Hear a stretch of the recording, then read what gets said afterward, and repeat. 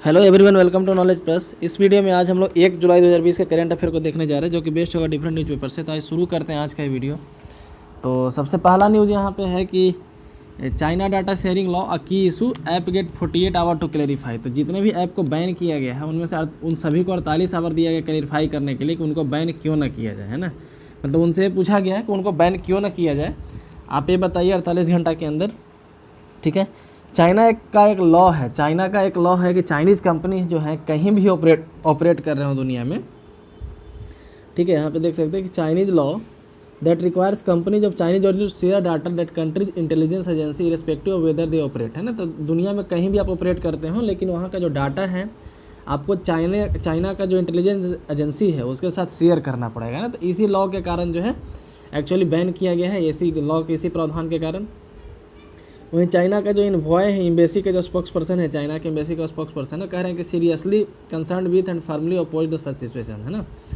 कि वो कह रहे हैं कि हम इससे काफ़ी ज़्यादा सीरियस है, मतलब इस बात को लेकर के क्यों बैन किया गया है और ऐसा नहीं होना चाहिए, हम इसका विरोध करते हैं, ऐसा चाइना के द्वारा स्टेटमेंट आया है।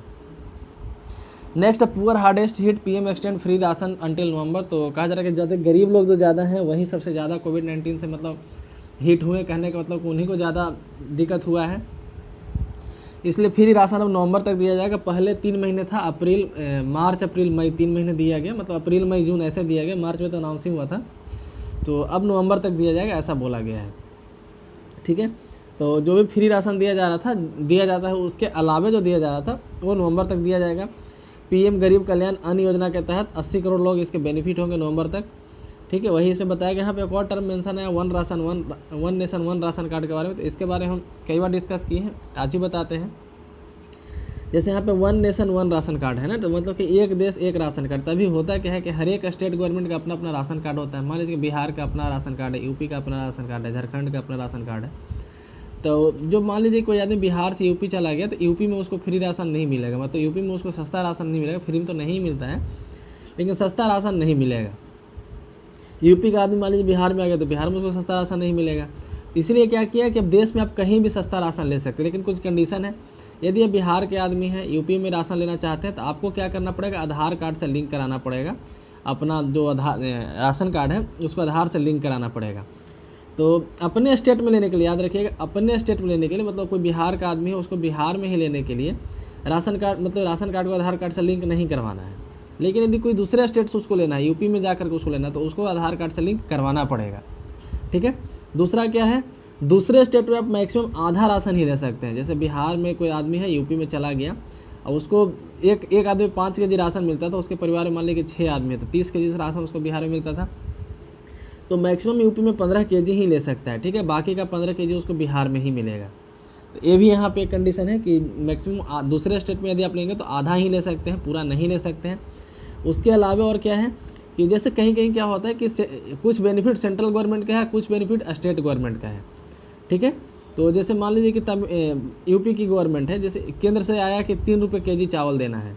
यूपी गवर्नमेंट क्या कर रही है कि उसको 2 रुपये अपने तरफ से दे रही है, कह रही है कि हम जनता को 1 रुपये केजी ही चावल देंगे।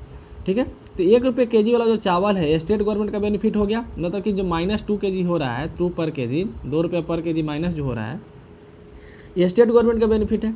तो यूपी में सिर्फ यूपी वाले को 1 रुपये पर केजी का चावल मिलेगा। बाकी यदि दूसरा कोई आदमी लेगा वहाँ पे दूसरे स्टेट का, तो उसको सेंट्रल गवर्नमेंट के रेट से लेना पड़ेगा।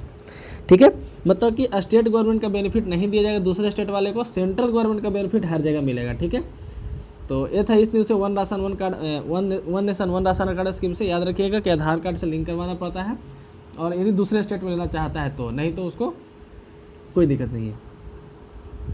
आगे बढ़ते हैं, तो यहाँ पे Nepal party leader tell PM Oli to prove India charges और रिजाइन। तो कहा जा रहा है कि नेपाल के जो पार्टी लीडर्स हैं, ठीक है, पीएम ओली जो केपी शर्मा ओली है, उनके पार्टी लीडर ही बोल रहे हैं कि इंडिया के ऊपर जो आप एलिगेशन लगाए हैं इतने दिन में कि इंडिया के द्वारा ऐसे किया जा रहा है, इंडिया के द्वारा ऐसे किया जा रहा है, इंडिया वायरस भेज रहा है, तो इंडिया हमारा ज़मीन हड़प रहा है ना। एंटी इंडिया जो स्टेटमेंट आप इतने दिन से दिए जा रहे हैं चाइना के बहकावे में आकर के, तो उस पर आप क्लेरिफाई कीजिए, या तो प्रूफ कीजिए कि हाँ इंडिया ऐसा कर रहे हैं, नहीं तो रिजाइन कीजिए, है ना, ऐसा कहा गया है। यहाँ पे नेपाल के जो फेमस कंटेंडर है इनके, तो उनका नाम है पुष्पक कमल दहल प्रचंडा। ठीक है, पुष्प कमल दहल प्रचंडा, तो एक्चुअली प्रचंडा के नाम से काफ़ी फेमस है। तो एक्चुअली नेपाल की जनता और नेपाल के बड़े बड़े पार्टी लीडर नहीं चाहते कि इंडिया के साथ उनका रिलेशन ख़राब हो।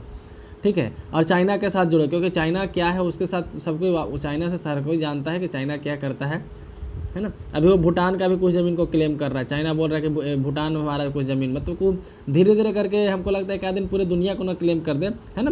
उसका एक पॉलिसी है कि थोड़ा थोड़ा करके क्लेम करो, एक ही साथ क्लेम मत करो। तो 5 किलोमीटर क्लेम करता है, फिर कहता है कि 5 किलोमीटर भी मेरा है, ये 5 किलोमीटर भी मेरा है, ऐसे करके साउथ चाइना सी को पूरा हड़पते जा रहा है, ठीक है। नेपाल में भी वही वो काम कर रहा है, नेपाल के बॉर्डर पे जो है कुछ गाँव को चाइना हड़प लिया है, उस पर KP शर्मा ओली चुपचाप है। तो वही यहाँ पे कहा गया कि आप चाइना के खिलाफ तो कुछ नहीं बोल रहे, इंडिया के खिलाफ इतना बोल रहे हैं, तो आप इंडिया पे या तो प्रूफ कीजिए कि हाँ इंडिया ऐसा कर रहा है, नहीं तो रिजाइन कीजिए, ठीक है। नेक्स्ट यहाँ पे कि आज जो है GST लगे हुए 3 साल हो गया। 1 जुलाई 2017 को GST लगाया गया था, इसलिए आज GST डे मनाया जाता है, ठीक है। 1 जुलाई 2017 को GST लगाया गया था। आज जो है 1 जुलाई 2020 हो गया, तो 3 साल GST का हो गया। तो हम GST के बारे में जान लेते हैं। तो GST सबसे पहले याद रखें इनडायरेक्ट टैक्स है। टैक्स 2 तरह का होता है, तो डायरेक्ट टैक्स होता है इनडायरेक्ट टैक्स। डायरेक्ट टैक्स किसको कहते हैं? जो आदमी डायरेक्टली टैक्स देता है। इनडायरेक्ट टैक्स बोलते हैं कि उसको पता भी नहीं चलता कि हम टैक्स दिए हैं और टैक्स दे भी देता है। जैसे देखिए इनकम टैक्स जो होता है, इनकम के आधार पर टैक्स लगाया जाता है, ठीक है। इनकम के आधार पर टैक्स लगाया जाता है, जो ज़्यादा कमाएगा टैक्स देगा, नहीं कमाएगा तो नहीं टैक्स देगा, और ज़्यादा कमाएगा तो और ज़्यादा टैक्स देगा, है ना। वही जो बाकी जो सामानों पे जो टैक्स लगाया जाता है, जैसे बिस्किट के पैकेट पे जो टैक्स है, तो हर कोई देगा। गरीब आदमी भी उतना ही टैक्स देगा जितना अमीर देगा। मान लीजिए 3 रुपया बिस्किट का प्राइस है, जिसमें 2.5 रुपया दाम था, 8 आना टैक्स था। मान लीजिए कैसे था कि 50 पैसा टैक्स था और 2.5 रुपये उसका प्राइस था, ठीक है। तो ये जो 8 आना टैक्स है 0.5 रुपीज़, ये हर कोई देगा ना। ऐसा थोड़ी है कि अंबानी जाके खरीदेगा तो बिस्कुट 30 रुपये में उसको मिलेगा, कि आप अंबानी है इसलिए 30 रुपये में आपको दे रहे हैं, है ना। तो इसीलिए जो इनडायरेक्ट टैक्स को बोला जाता है रिग्रेसिव टैक्स। रिग्रेसिव टैक्स मतलब कि एक मतलब कि क्या उसको बोल सकते हैं कि हर किसी से बराबर लिया जाए, अमीर और गरीब का फर्क नहीं किया जाए, इसको रिग्रेसिव टैक्स बोलते हैं। और जो डायरेक्ट टैक्स है उसको प्रोग्रेसिव टैक्स बोलते हैं। डायरेक्ट टैक्स को प्रोग्रेसिव टैक्स बोलते हैं, क्योंकि ये जो है कहने का मतलब है कि जो अमीर आदमी है उससे ज़्यादा लिया जा रहा है, गरीब आदमी से नहीं लिया जा रहा है। जो मिडिल का है तो उसको मिडिल के हिसाब से टैक्स लिया जा रहा है ना। तो इनकम के आधार पर टैक्स लिया जा रहा है, तो हो गया डायरेक्ट टैक्स। आदमी को वहाँ पे पता चलता है कि हम डायरेक्ट टैक्स दिए हैं। और बाकी इनडायरेक्ट टैक्स जो सारे सामान पे, कपड़ा पे है, बिस्किट पे है, चावल पे है, गेहूँ पे है, हर जगह अपना अपना टैक्स है, कुछ ना कुछ किसी भी तरीके से, ठीक है। तो यह है। तो GST के अंदर डिफरेंट स्लैब है, जैसे 0%, 5%, 12%, 18% और 32%, ठीक है। 0% स्लैब में जो बेसिक नीड के सामान है, जैसे चावल, गेहूँ, ये सब आते हैं, आटा आता है उसमें, ठीक है। तो याद रखिए GST लगे हुए 3 साल हो गए। 1 जुलाई 2017 को GST लागू हुआ था। इसके लिए संविधान में अमेंडमेंट करना पड़ा था, वो था 101st अमेंडमेंट एक्ट। 101वां संविधान संशोधन 101st अमेंडमेंट एक्ट GST लागू करने के लिए बनाया गया था। इसके अलावा GST के तहत एक GST काउंसिल होता है, उसमें 33 मेंबर होते हैं। उसमें 33 मेंबर होते हैं। 33 मेंबर कैसे हो गए? तो 2 होते हैं इसके, जो GST काउंसिल उसके चेयरमैन तो होते हैं हमारे फाइनेंशियल मिनिस्टर। तो अभी जो निर्मला सीतारमण है इसके चेयरमैन है। तो यहाँ पे 2 आदमी जो है सेंट्रल गवर्नमेंट की तरफ से होते हैं। तो जनरली एक फाइनेंशियल मिनिस्टर होते हैं। एक फाइनेंशियल मिनिस्टर में जो मिनिस्ट्री ऑफ स्टेट होते हैं, है ना, जैसे अभी अनुराग ठाकुर हैं, तो ये दोनों हो गए सेंट्रल गवर्नमेंट की तरफ से। उसके अलावा हमारे यहाँ 28 स्टेट हैं। तो 28 स्टेट की तरफ से एक आदमी आते हैं, खास करके उस स्टेट के फाइनेंशियल मिनिस्टर आते हैं। तो ऐसे उस स्टेट की तरफ से कोई भी आ सकता है, उसका CM का नॉमिनेटेड जो भी हो, CM जिसको बोलेंगे वो जाएंगे। तो 28 आदमी आ गए वहाँ से। इसके अलावा 3 यूनियन टेरिटरी हमारे यहाँ है जिसके पास विधानसभा है। एक है दिल्ली, एक है पुडुचेरी, एक जम्मू कश्मीर। तो 3 आदमी यहाँ से और 2 आदमी सेंटर से। तो 28, 3, 31 तो 33 आदमी। तो GST काउंसिल में इस तरीके से 33 आदमी होते हैं, ठीक है। आगे बढ़ते हैं दूसरे न्यूज़ की तरफ। तो नेक्स्ट है can't delay mid day meal, ठीक है। तो मिड डे मील को नहीं डिले किया जा सकता, ये हाई कोर्ट का कहना है। तो मिड डे मील स्कीम के बारे में जान लेते हैं। तो 1995 में इसको लाया गया था, 1995 में इसको लाया गया था। एक सेंट्रली स्पॉन्सर्ड स्कीम है। स्पॉन्सर्ड स्कीम का मतलब होता है जिसमें पैसा जो है सेंटर और स्टेट दोनों मिल के लगाता है।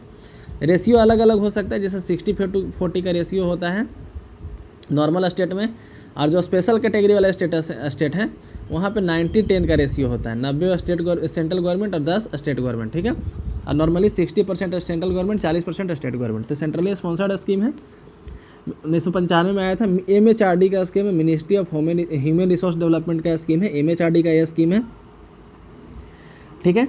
और इसमें जो है 6 से 14 साल तक के बच्चों को खाना दिया जाता है, और बोले तो 1 से 8 क्लास तक के बच्चों को दिया। 6 से 14 साल या फिर 1 से 8 साल, दोनों मतलब दोनों कंडीशन यहाँ पे उस एज के बच्चों को दिया जाता है। 1 से 5 क्लास तक के बच्चों को दिया जाता है 450 कैलोरी प्लस 12 ग्राम प्रोटीन, ठीक है।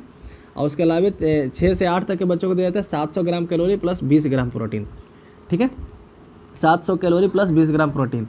तो यहाँ पे कुक्ड मील मिल्क मिलता है, ठीक है, कुक्ड मील मिलता है, मतलब बना बनाया खाना मिलता है, ठीक है। यदि किसी कारणवश स्कूल में बना बनाया खाना नहीं मिल रहा है, कुक्ड मील नहीं मिल रहा है, इमेजिन कीजिए कि बनाने वाला कोई नहीं है, रसोईया जो उसका होता है वो नहीं है, उस एरिया में चावल नहीं मिल रहा है, या फिर किसी भी कारण से मान लीजिए स्कूल के बिल्डिंग में कोई दिक्कत आ गया जिसके कारण से मिड डे मील प्रोवाइड नहीं किया जा सकता है, तो उसको मिड डे मील का जो रॉ मटेरियल है या फिर पैसा उसके बदले दिया जाता है महीने के 15 तारीख होते होते। मतलब कि 15 कोई भी महीना में यदि नहीं मिला है ऐसा, तो 15 तारीख होने के पहले स्टूडेंट को पैसा दे दिया जाता है मिड डे मील के बदले, या फिर उसको रॉ मटेरियल दे दिया जाता है कि हम कुक्ड मील नहीं प्रोवाइड करा सकते हैं तो लो तुम घर पे बना के खा लो, ठीक है।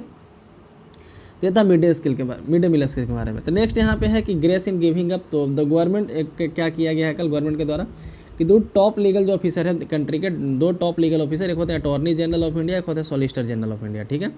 तो अटॉर्नी जनरल को एक कार्यकाल 1 साल बढ़ा दिया गया, सॉलिसिटर जनरल का कार्यकाल 3 साल बढ़ा दिया गया। तो हम लोग पहले एक एक करके देखते हैं। तो पहले अटॉर्नी जनरल के बारे में देखते हैं। तो अटॉर्नी जनरल हमारा एक कॉन्स्टिट्यूशनल पोस्ट, याद रखिए आर्टिकल 123 के तहत आता है, और आर्टिकल 76 के तहत, आर्टिकल 76 के तहत कॉन्स्टिट्यूशनल पोस्ट है attorney general of India. Attorney general of article 76 है। इसको प्रेसिडेंट के द्वारा अपॉइंट किया जाता है, इनको जो है प्रेसिडेंट के द्वारा अपॉइंट किया जाता है, और इसका कोई कंडीशन फिक्स नहीं, इस पोस्ट का कोई भी कंडीशन फिक्स नहीं है कि कितना पेमेंट मिलेगा, कितना टेन्यूर होगा, है ना। बस इतना लिखा गया कि attorney general of India president of India के द्वारा नॉमिनेट मतलब अपॉइंट किए जाएंगे, और उनके पास कानूनी क्षमता होना चाहिए। अटॉर्नी जनरल ऑफ इंडिया का कई पावर है यहाँ पे, जैसे उनको एमपी की तरह ट्रीट किया जाता है, मेंबर ऑफ पार्लियामेंट की तरह ट्रीट किया जाता है। जैसे लोकसभा में या राज्यसभा में भाग ले सकते हैं, डिबेट कर सकते हैं, बस वोट नहीं कर सकते। लोकसभा या राज्यसभा में वोट नहीं कर सकते, ठीक है। हाँ, किसी कमेटी में मेंबर बन सकते हैं, वहाँ भी वोट नहीं कर सकते, लेकिन कमेटी का मेंबर बन सकते हैं। इसके अलावा इंडिया में जितने भी यहाँ पे कोर्ट हैं, हाई कोर्ट है, सुप्रीम कोर्ट है, लोअर कोर्ट है ना, डिस्ट्रिक्ट कोर्ट हो, हर कोर्ट में जा कर के सुन सकते हैं, वहाँ पे एज व्यूअर देख सकते हैं, इनको अधिकार है। उसके अलावा ये कंट्री के टॉप ऑफिसर हैं, तो गवर्नमेंट ऑफ इंडिया को हर जगह रिप्रेजेंट करते हैं। हालांकि अपना प्राइवेट प्रैक्टिस भी कर सकते हैं, यदि चाहे तो अपना प्राइवेट वकालत भी कर सकते हैं, लेकिन यदि किसी केस में गवर्नमेंट ऑफ इंडिया पार्टी है तो गवर्नमेंट ऑफ इंडिया के अगेंस्ट इसको नहीं जाना है। जैसे मान लीजिए कि एक केस है A वर्सेज B, 2 आदमी के बीच का लड़ाई है या 2 ऑर्गेनाइजेशन के बीच का लड़ाई है, तो ये किसी भी तरफ से बोल सकते हैं, A की तरफ से भी बोल सकते हैं, B की तरफ से बोल सकते हैं, जो इनको हायर करेगा उसकी तरफ से बोलेंगे। लेकिन वही केस हो गया A versus government of India, है ना, गवर्नमेंट ऑफ इंडिया के ऊपर केस है, तब जो है इनको गवर्नमेंट ऑफ इंडिया को रिप्रेजेंट करना पड़ेगा, ना कि A को रिप्रेजेंट करेंगे, ठीक है ना। तो A को रिप्रेजेंट इस केस में नहीं कर सकते हैं। तो कहने का तो यही कि गवर्नमेंट ऑफ इंडिया के खिलाफ वाले केस में, जो केस गवर्नमेंट ऑफ इंडिया के खिलाफ है, उस केस में गवर्नमेंट ऑफ इंडिया के अगेंस्ट पैरवी नहीं कर सकते हैं, बाकी हर जगह पैरवी अपना कर सकते हैं, प्राइवेट पैरवी कर सकते हैं। तो ये था अटॉर्नी जनरल ऑफ इंडिया के बारे में। नेक्स्ट आता है सॉलिसिटर जनरल ऑफ इंडिया, ठीक है। तो अटॉर्नी जनरल ऑफ इंडिया, देश हमारा इतना बड़ा है, तो अटॉर्नी जनरल ऑफ इंडिया को मदद करने के लिए, हेल्प करने के लिए solicitor general of India appoint किया जाता है, और सॉलिसिटर जनरल को मदद करने के लिए एडिशनल सॉलिसिटर जनरल अपॉइंट किया जाता है, ठीक है। सॉलिसिटर जनरल को मदद करने के लिए एडिशनल सॉलिसिटर जनरल अपॉइंट किया जाता है। तो सॉलिसिटर जनरल ऑफ इंडिया जो हमारा है कॉन्स्टिट्यूशनल पोस्ट नहीं है, बल्कि एक स्टैट्यूटरी पोस्ट है। स्टैट्यूटरी का नाम तो किसी कानून के तहत बनाया गया, तो हाँ एक कानून है, कानून का नाम है law officer condition of service rule 1987, यानी कि law officer condition of service rule 1987 के तहत सॉलिसिटर जनरल ऑफ इंडिया को अपॉइंट किया जाता है। इनका टेन्यूर फिक्स है, इनका 3 साल का टेन्यूर होता है, ठीक है। तो इन्हीं के देखा देखिए सॉलिसिटर जनरल का 3 साल का टेन्यूर होता है, इसलिए अभी एक परंपरा बन गया कि अटॉर्नी जनरल का भी जो टेन्यूर होगा 3 साल का होगा। ऐसा एक परंपरा बन गया कि अटॉर्नी जनरल का जो टेन्यूर होगा वो 3 साल का होगा, सॉलिसिटर जनरल को देखते हुए। तभी दोनों रिटायर करने वाले थे, ठीक है। लेकिन सॉलिसिटर जनरल का जो टेन्यूर था वो तो 3 साल बढ़ा दिया गया, मतलब एक पूरा टेन्यूर बढ़ा दिया गया।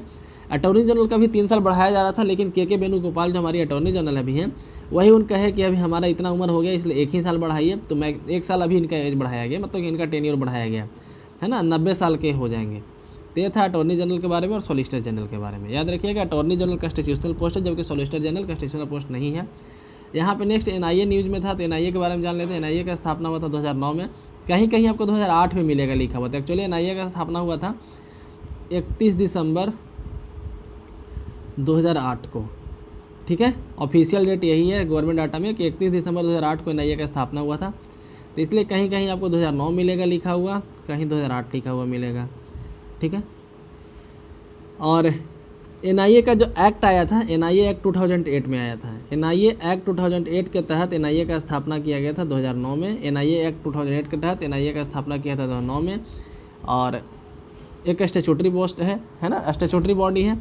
एक्चुअली जो 26/11 का अटैक हुआ था मुंबई में, है ना, उसी को देखते हुए इंडिया में सोचा गया कि एक ऐसा बॉडी होना चाहिए जो सिर्फ टेरर रिलेटेड क्राइम को देखो। तो एनआईए जो है टेरर रिलेटेड क्राइम को देखता है। 2009 में स्थापना हुआ था एनआईए 2008 के तहत, लेकिन हाल ही में इसका अमेंडमेंट किया गया है। अमेंडमेंट के बाद टेरर रिलेटेड क्राइम के अलावा और भी बहुत सारा क्राइम, जैसे फेक करेंसी का क्राइम कोई करता है, यदि कोई हथियार बनाता है इलीगल वे से, है ना, तो ये सारे क्राइम को ये देखेगा। ये जो है एमएचए के अंदर आता है। एमएचए यानी मिनिस्ट्री ऑफ होम अफेयर्स के अंदर आता है। तो इसके मंत्री हैं अमित शाह, तो एमएचए के अंदर आता है। इसके डायरेक्टर जनरल जो है, इसके डायरेक्टर जनरल हैं वाईसी मोदी। अभी जो है वाईसी मोदी हैं इनके डायरेक्टर जनरल, एनआईए के डायरेक्टर जनरल। ये हेडक्वार्टर न्यू दिल्ली में है, इसका हेडक्वार्टर न्यू दिल्ली में है। ठीक है, तो इतना याद रखिएगा एनआईए के बारे में। आगे पढ़ते हैं कि कोवैक्सीन इंडियाज कोविड-19 वैक्सीन कैंडिडेट। तो इंडिया की तरफ से एक वैक्सीन कैंडिडेट मिल गया है जिसका नाम है कोवैक्सीन, है ना। तो CDSCO जो है, central drug standard control organisation, has allowed Bharat Biotech India to product human trial for Covaxin. तो ह्यूमन ट्रायल होगा कोवैक्सीन का, इंडिजिनली डेवलप्ड है, इंडिया में डेवलप किया गया, स्वदेशी डेवलप्ड है वैक्सीन।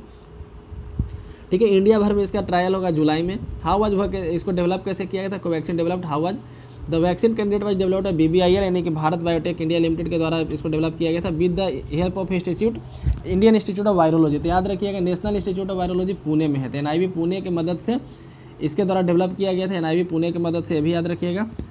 आगे है कि NIV isolated a strain of novel corona virus from an asymptomatic कोविड-19 patient and transfer it to BBIL। तो हुआ क्या था कि नेशनल इंस्टीट्यूट ऑफ वायरोलॉजी जो कोरोना वायरस का एक एसिम्प्टोमेटिक केस था, मतलब उसमें लक्षण नहीं दिख रहा था कोविड-19 का, लेकिन वो कोविड-19 से पीड़ित था ऐसा व्यक्ति, उसमें से वायरस का कुछ नमूना लेकर के BBIL को दिया मई में। The firm then use to work on inactivated vaccine and vaccine that use inactive virus at its high containment facility in Hyderabad. तो NIA का हेडक्वार्टर से हैदराबाद में ही है। Once the vaccine is NIA Pune में है, once the vaccine is injected in human it has no potential effect to replicate since it killed a virus. तो कहा जा रहा है कि उसको मतलब टेस्ट किया गया किसी और चीज़ पे, छोटे छोटे चीज़ पे। ठीक है, तो एक इनएक्टिवेट मतलब कि इस वायरस को इनएक्टिवेट करने के लिए वैक्सीन बनाया गया, कहने का मतलब।